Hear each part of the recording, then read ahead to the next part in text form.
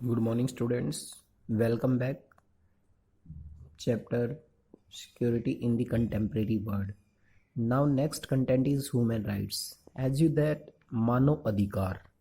Mano Adhikar. As you know that rights are a claim of the society. यानी कि rights क्या होते हैं जो एक ह्यूमन बीइंग के द्वारा क्लेम किया जाता है एक समाज में रहते हुए, यानी कि व्यक्ति के डेवलपमेंट में सबसे बड़ा रोल प्ले किया जाता है राइट्स के बारे में। As you know that about fundamental rights there are some rights that need a human being, these are called human rights which help in the overall development of a human being. यहाँ पर generally हम human rights की बात नहीं करेंगे detail में, क्योंकि generally human rights का आप लोग डिस्क्रिप्शन प्रीवियस चैप्टर में पढ़ चुके हैं कम्प्लीटली। तो यहाँ पर हम जनरल बात करते हैं political rights, freedom of speech, right to vote, these are political rights. Economic and social rights, economic और सोशल राइट्स भी दिए जाते हैं व्यक्ति को, यानी कि सामाजिक और आर्थिक अधिकार भी प्रदान किए जाते हैं ताकि एक व्यक्ति अपना डेवलपमेंट कर सके। दी राइट्स ऑफ कॉलोनाइज पीपल, कुछ कंट्री ऐसे हैं जहाँ पर कॉलोनियल रूल होता है तो ऐसे लोगों को भी राइट्स प्रोवाइड किए जाते हैं। All these rights are called human rights which help in the development of human being. This question में भी put in 1 marks, write any 2 or 1 human rights. And the next or the most important question, and that question put in 6 marks, four component of India's security, यानी कि India की जो security है उसकी 4 component कौन कौन से हैं, एक्सप्लेन इन डिटेल। 4 कंपोनेंट कौन कौन से हैं, या इंडिया ने अपने आप को सिक्योर करने के लिए क्या पॉलिसीज एडॉप्ट की है।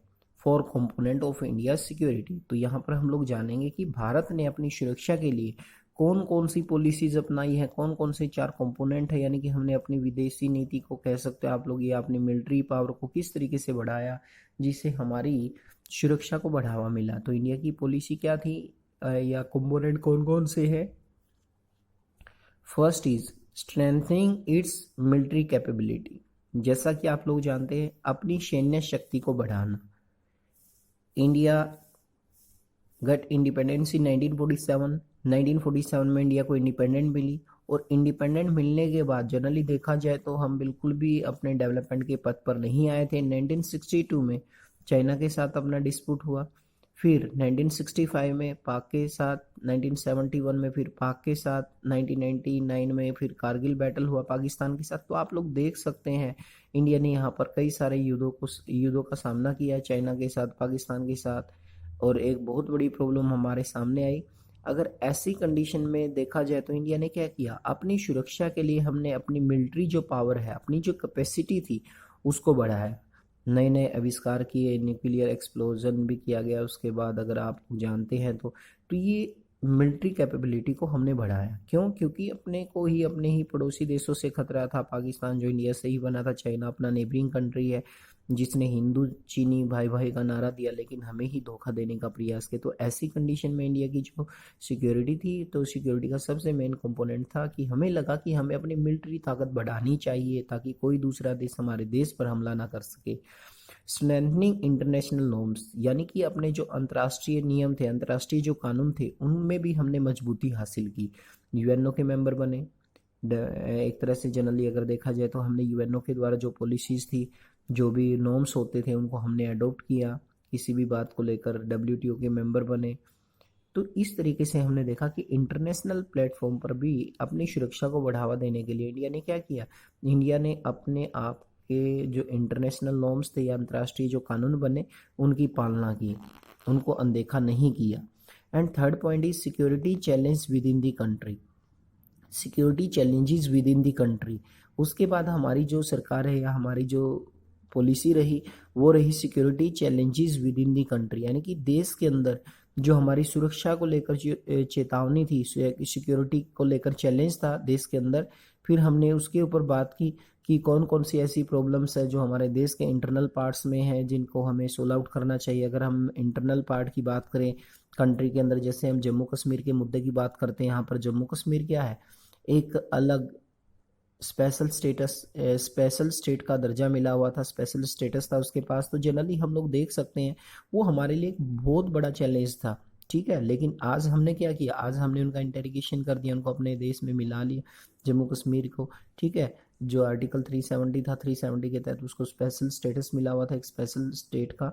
तो ऐसी कंडीशन में इंडिया ने क्या किया, इंडिया ने यानी कि जो इंटरनल इश्यूज होते हैं उनका सोल्यूशन करने का प्रयास किया। उसके बाद हम बात करते हैं डेवलपमेंट ऑफ इकोनॉमी, यानी कि डेवलपमेंट ऑफ इकोनॉमी। अब मान लीजिए कि हमें सिक्योरिटी बढ़ानी है, तो यदि हमारी इकोनॉमी डेवलप हो जाएगी तो कहीं ना कहीं इससे आर्थिक मजबूती मिलेगी। And as you know that in economic reforms about in 1991, 1991 में इकोनॉमिक सुधार किए गए। 1991 से पहले क्या था, हमने किसी भी कंट्री के साथ ट्रेड पॉलिसीज या you can say open trade नहीं अपनाया। हमने अपने ट्रेड को सिर्फ देश के अंदर सीमित रखा, क्योंकि उस समय पर हमारी इंडस्ट्रीज इतनी ज़्यादा डेवलप नहीं थी कि वो बाहर से आने वाली एमएनसी कंपनी को कॉम्पिटिट कर सके। तो जो इकोनॉमिक रिफॉर्म्स की हम लोग बात करते हैं 1991 में, 3 इकोनॉमिक रिफॉर्म्स थे। ग्लोबलाइजेशन, हिंदी में जिसको हम लोग बोलते हैं वैश्वीकरण, यानी कि the unification of one country economy with the world economy, यानी कि एक देश की अर्थव्यवस्था को दूसरे देश की अर्थव्यवस्था के साथ जोड़ना। Trade and MNC play an important role in the process of globalisation, यानी कि हमने वैश्वीकरण को अपनाया। कहने का मतलब है हमने दूसरे कंट्री के साथ ट्रेड करना शुरू किया। Liberalisation, liberalisation means freedom of trade, free flow of capital, free flow of goods, free flow of trade, these are called liberalisation, यानी कि व्यापार की स्वतंत्रता, एक कंट्री दूसरे कंट्री के साथ व्यापार करने लगा। जो टैक्स लगाए जाते थे उनको रिमूव कर दिया गया।